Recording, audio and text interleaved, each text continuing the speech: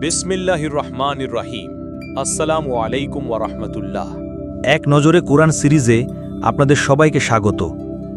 আজ আমরা আলোচনা করব পবিত্র কোরআনের অন্যতম গুরুত্বপূর্ণ সূরা সূরা কাসাস নিয়ে। চলুন এই সূরাটির বিভিন্ন দিক বিস্তারিতভাবে জেনে নেওয়া যাক। প্রথমেই দেখে নেওয়া যাক সূরা কাসাসের বিষয় বিন্যাস। নাজিলের ধারাবাহিকতা অনুসারে, অর্থাৎ কোন সূরার পর নাজিল হয়েছে সেই বিবেচনায় এটি ৪৯তম সূরা। এর আগে সূরা নামল এবং পরে সূরা বনী ইসরায়েল নাজিল হয়েছে। বর্তমান কুরআন মাজিদের বিন্যাসে এটি ২৮ নম্বর সূরা। এর আগে রয়েছে সূরা নামল এবং পরে সূরা আনকাবুত। এক নজরে সূরা কাসাস সম্পর্কে মৌলিক তথ্য জেনে নেই। এটি মক্কি যুগের শেষে নাজিল হয়েছে। এর আয়াত সংখ্যা ৮৮।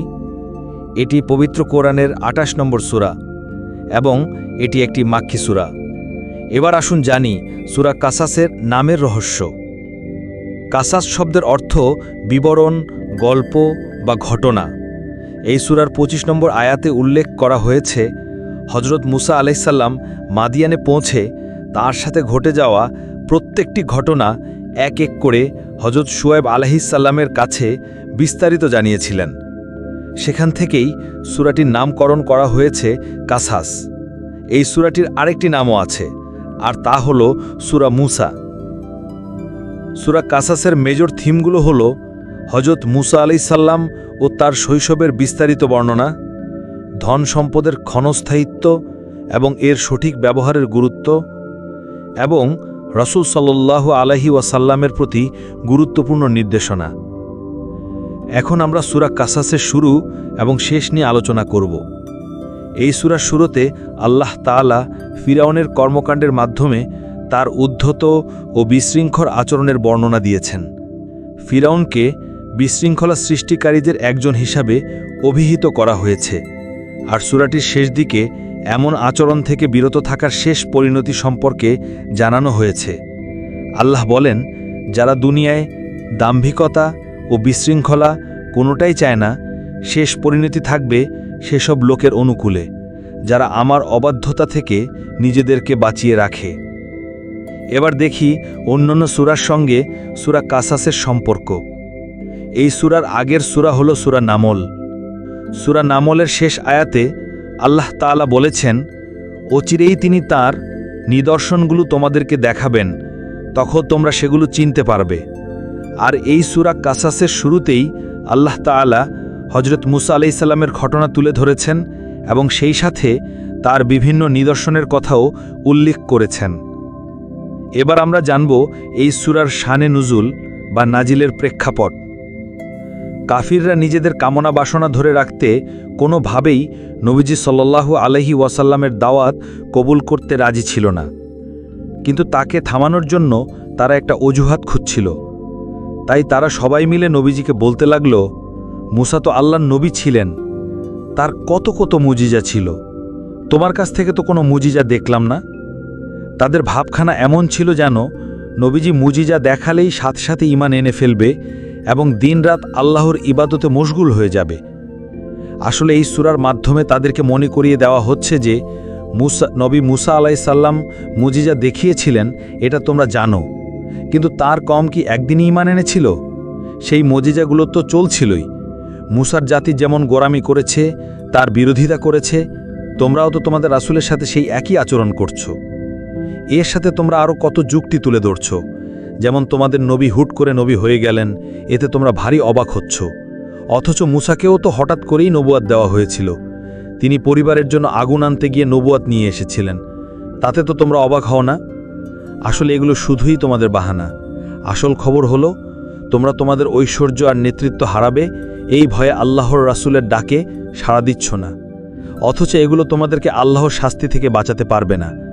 সূরাটি মূলত আগেকার কয়েকজন নবী ও তাদের অবাধ্য জাতির বিভিন্ন ঘটনা ও পরিণতি তুলে ধরতেই নাজিল করা হয়েছে, যাতে বর্তমানের অবাধ্য লোকেরাও সতর্ক হয়ে যায়।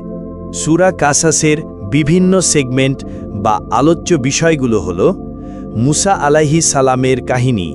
এখানে হজরত মুসা আলাইহিস সালামের জন্ম থেকে যৌবন ও নবুয়ত লাভ, ফিরাউনের কাছে দাওয়াত নিয়ে যাওয়া, ফিরাউনের অবাধ্যতা এবং তার ধ্বংসের বিস্তারিত ঘটনা স্থান পেয়েছে।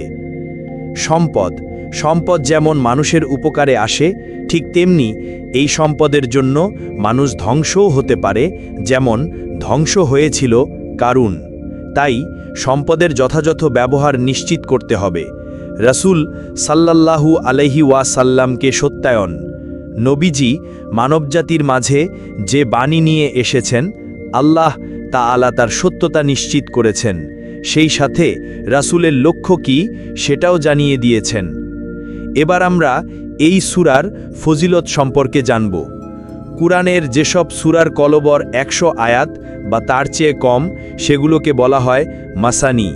ইনজিলের পরিবর্তে আল্লাহ তাআলা এই মাসানি সূরাগুলো নবীজি সাল্লাল্লাহু আলাইহি ওয়াসাল্লামকে উপহার হিসেবে দিয়েছেন। সূরা কাসাসও এরকমই একটি মাসানি সূরা। এই সূরা থেকে আমাদের জন্য করণীয় বা ইফেক্ট কি? আমাদের কুরআন তেলাওয়াত করতে হবে এবং দোয়া করতে হবে যেন নিজের স্ত্রী সন্তানরা চক্ষু শীতলকারী হয় এবং তারা যেন ইসলামী বিধিবিধান পালনে সচেষ্ট হয়। এই সূরার সেন্ট্রাল থিম বা কেন্দ্রীয় বিষয় হল অন্যায় বা বিশৃঙ্খলার দিকে ঝুঁকে শান্তি শৃঙ্খলা নষ্ট করলে তার চরম শাস্তির হুঁশিয়ারি। সূরাটিতে প্রধানত যে বিষয়গুলো আলোচনা করা হয়েছে: 1. ফিরাউনের অবাধ্যতা। আল্লাহ তাআলা হজরত মুসা আলাইহিস সালামকে নবুয়ত দিয়ে অবাধ্য ফিরাউনের কাছে দাওয়াত দিতে পাঠান। দাওয়াত প্রত্যাখ্যান করায় ফিরাউনকে পানিতে ডুবিয়ে মারা হয়। 2. কুরাইশদের বিশৃঙ্খলা। মক্কার কুরাইশরাও আল্লাহকে অস্বীকার করে এবং নিজেদের মধ্যে অরাজকতা করতে থাকে। তাদের মাঝে রাসূল সাল্লাল্লাহু আলাইহি ওয়াসাল্লামকে পাঠানো হয়, কিন্তু তারা তাদের আগের অবাধ্যতায় অটল থাকে। 3. কারুন, স্বেচ্ছাচারিতার দোষ। হজরত মুসা আলাইহিস সালামের জাতির লোক হয়েও কারুন অত্যন্ত লোভী ছিল এবং ফিরাউনের সহযোগী ছিল। সে ছিল বড় মাপের মুনাফা সন্ধানী ও পুঞ্জিবাদী এক লোক। তার উদ্ধত্তের শাস্তি হিসাবে আল্লাহ তাকে তার সকল সম্পদ সহ জমিনে ধসিয়ে দেন। 4. আসাদ, হজ্জ ও সক্ষমতা। সত্যিকারের সক্ষম তারাই যারা আল্লাহকে তাদের রব হিসাবে মেনে নিয়েছেন। জান্নাত তাদের জন্য অপেক্ষা করছে এবং এসব মানুষকে দুনিয়ার বুকেও রাজত্ব দেওয়া হবে। আসুন এবার আয়াত অনুসারে বিষয়বস্তুর একটি ওভারভিউ দেখে নিই। আয়াত 1 থেকে 6 ফিরাউনের অত্যাচার অবিচার নিয়ে আলোচনা, দুর্বলকে সহায়তা এবং অত্যাচারীকে শাস্তি দিতে আল্লাহের অঙ্গীকার। আয়াত 7 থেকে 14 হজরত মুসা আলাইহিস সালামের জন্ম, ফিরাউনের দরবারে তার বড় হওয়া এবং আল্লাহের তার অলৌকিকভাবে বাঁচানোর ঘটনা। আয়াত 15 থেকে 28 অনিচ্ছাকৃতভাবে হজরত মুসা আলাইহিস সালামের হাতে এক ব্যক্তির মৃত্যু, তার মাদিয়ানে পলায়ন এবং সেখানে এক ন্যায়পরায়ণ ব্যক্তির মেয়েকে বিবাহ করার ঘটনা। আয়াত 29 থেকে 35 হজরত মুসা ও হারুন আলাইহিমাসসালামের নবুয়তের মিশন এবং আল্লাহের পক্ষ থেকে তাদের সহযোগিতার প্রতিশ্রুতির বর্ণনা। আয়াত 36 থেকে 42 ফিরাউনের কাছে দাওয়াত নিয়ে গেলে সে ও তার পুরো বাহিনী তা প্রত্যাখ্যান করে, ফলে তাদের জন্য নির্ধারিত হয় ভীষণ শাস্তি। আয়াত 46 থেকে 50 হজরত মুসা আলাইহিস সালামকে তৌরাত এবং নবী সাল্লাল্লাহু আলাইহি ওয়াসাল্লামকে কুরআন দেওয়া হয়েছে। এখানে মিল হলো উভয়ের জাতি কিতাবকে অস্বীকার করেছিল। আয়াত 51 থেকে 57 কিতাবী লোকদের কথা এবং কুরআনকে অস্বীকার করা এবং দুনিয়ার প্রতি আসক্তির কারণে কুরাইশদের প্রতি সতর্কবার্তা। আয়াত 58 থেকে 75 কিয়ামতের দিন মুশরিকদের করুণ দশা, তারা তাওবা করতে চাইবে এবং শাস্তি দেখে আল্লাহকে একক ইলাহ বলে স্বীকার করবে। আয়াত 76 থেকে 82 কারুনের কাহিনী এবং অহংকারী বেঈমানদের করুণ পরিণতি সম্পর্কে বর্ণনা। আয়াত ৮৩ থেকে ৮৮ মক্কায় রাসূল সাল্লাল্লাহু আলাইহি ওয়াসাল্লামকে আবার ফিরিয়ে আনার ভবিষ্যৎবাণী ব্যক্ত হয়েছে। এবার আমরা সূরা কাসাস থেকে একটি গুরুত্বপূর্ণ কেস স্টাডি দেখব। কোনো দেশের শাসক হল সেই দেশের প্রাণ, দেশ ও জাতির মাথা। যদি এই মাথা অসুস্থ হয় বা উল্টো পথে চলে, তখন সাধারণ মানুষের যাওয়ার কোনো জায়গা থাকে না। আর যদি সেই শাসক নিজেকেই রব বা প্রতিপালক দাবি করে বসে, তাহলে তো কথাই নাই। ফিরাউন ছিল তেমনই এক শাসক। হজরত মুসা আলাইহিসসালাম তার কাছে এক আল্লাহর দাওয়াত নিয়ে যান, কিন্তু সে অহংকার দেখিয়ে হামানকে নির্দেশ দেয়, হামান, তুমি আমার জন্য একটা সুউচ্চ প্রাসাদ বানাও, যাতে সেখানে উঠে আমি মুসার খোদাকে দেখে নিতে পারি। আমার দৃঢ় বিশ্বাস সে মিথ্যাবাদী। ক্ষমতার দম্ভে মানুষ কতটা অন্ধ হতে পারে। আজকালও বিভিন্ন দেশে এমন ফিরাউন প্রকৃতির শাসক দেখা যায়, যারা ক্ষমতার জোরে স্থির থাকতে পারে না। কাকে কি বলবে তার কোনো হুঁশ থাকে না। ফিরাউনের অহংকার ও তার করুণ পরিণতি সারা দুনিয়ার শাসকদের জন্য একটি গুরুত্বপূর্ণ কেস স্টাডি। সবশেষে আসুন আমরা এই সূরা থেকে কিছু রিফ্লেকশন বা তাদাব্বুর অর্থাৎ গভীর চিন্তার খোরাক নেই। এই সূরার প্রথম 10টি আয়াত পড়লে চমকে উঠতে হয়। একটি সদ্য জন্ম নেওয়া শিশু, চারদিকে তার বিপদের হাতছানি। সেই সময়ে তার মায়ের কাছে আল্লাহর আদেশ এলো, একে নদীতে ভাসিয়ে দাও। মা আল্লাহর আদেশে তাই করলেন। ছেলের জীবন নিয়ে শঙ্কিত হলেন না। শিশুটি ভাসতে ভাসতে ফিরাউনের ঘাটলায় পৌঁছালো, যে কিনা এই ধরনের ছেলে শিশু জন্ম নেওয়া মাত্রই হত্যার হুকুম জারি করেছিল। অথচ আল্লাহর ইচ্ছায় এই শিশুটির কোনো ক্ষতি সে করতে পারল না, বরং তার যত্নে এই শিশুটিকে লালন পালনের জন্য রেখে দিতে হলো। ওদিকে শিশুটি কোনো ধাত্রীর দুধ গ্রহণ করছে না, ফলে বাধ্য হয়ে তার মাকেই দুধমা হিসেবে নিয়োগ দিতে হলো। অথচ ফিরাউন জানতেই পারল না কোথা দিয়ে কি ঘটে চলেছে। এই শিশুটি ছিলেন হজরত মুসা আলাইহিসসালাম। ভেবে দেখুন আল্লাহর পরিকল্পনা কতটা নিখুঁত। কতগুলো ধাপ পার হয়ে মুসা আলাইহিসসালামকে নবী হিসেবে গড়ে উঠতে হয়েছে, আর সেই ধাপগুলো আল্লাহ তার জন্য কতটা সহজ করে দিয়েছিলেন। তাই জীবনের যে কোনো কঠিন সময়ে আল্লাহর উপর ভরসা রাখতে হবে। মুসা আলাইহিসসালামের এই ঘটনাটি হৃদয়ে ধারণ করতে হবে। এতে করে জীবনের প্রতি কখনো হতাশা কাজ করবে না।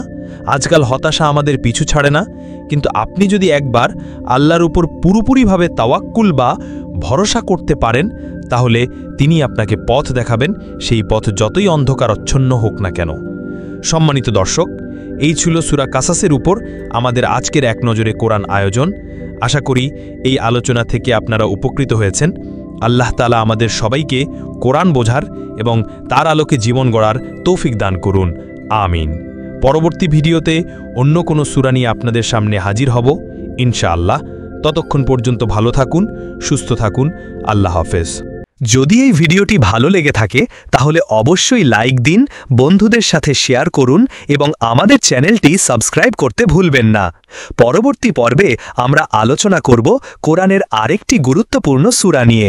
ততদিন পর্যন্ত ভালো থাকুন, সুস্থ থাকুন। আল্লাহ হাফেজ।